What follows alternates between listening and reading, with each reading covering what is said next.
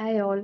நாங்க 3 days Yelagiri trip plan பண்ணியிருந்தோம். நிறைக்கு அங்கேயே எல்லாம் குடுக்க முடியாது அப்படிங்கிறதுக்காக, நான் கொஞ்சம் திங்ஸ் பேக் பண்ணி எடுத்துக்கிட்டேன். ஒரு இண்டக்ஷன் ஸ்டவ் எடுத்துக்கிட்டேன். இண்டக்ஷன்லேயே வச்சு ப்ரிப்பேர் பண்றதுக்காக ஒரு சின்ன பாத்திரம், பால் ஆத்துறதுக்கு ஒரு சின்ன குண்டா, அது கூழ் காய்ச்சறதுக்கு ஒரு ஸ்பூனு இதெல்லாம் எடுத்துக்கிட்டேன்.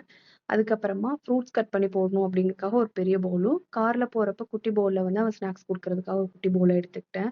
உருளைக்கிழங்கு வேக வச்சு குடுக்கறதுக்காக உருளைக்கிழங்கு, சப்போட்டா, மாதுளம்பழம், ஆப்பிள் இதெல்லாம் எடுத்துக்கிட்டேன். கொய்யா 1 எடுத்திருந்தேன்.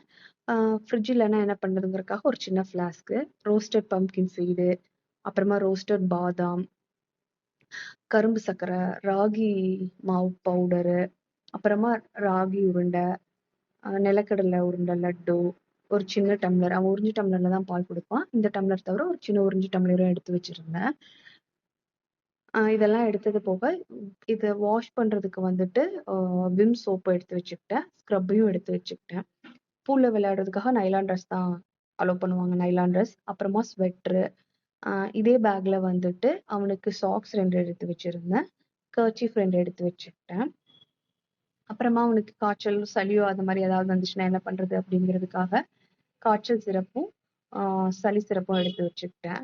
அதுக்கப்புறமா அவன் பாடி வாஷ், அப்புறமா லோஷன் இதெல்லாம் எடுத்து வச்சுக்கிட்டேன். எப்படி இருந்தாலும் பெரியவங்களுக்கு எல்லாமே அங்க குடுப்பாங்க. ஆனா குழந்தைங்களுக்கு நம்ம அங்க யூஸ் பண்ண முடியாதுல்ல. அதெல்லாம்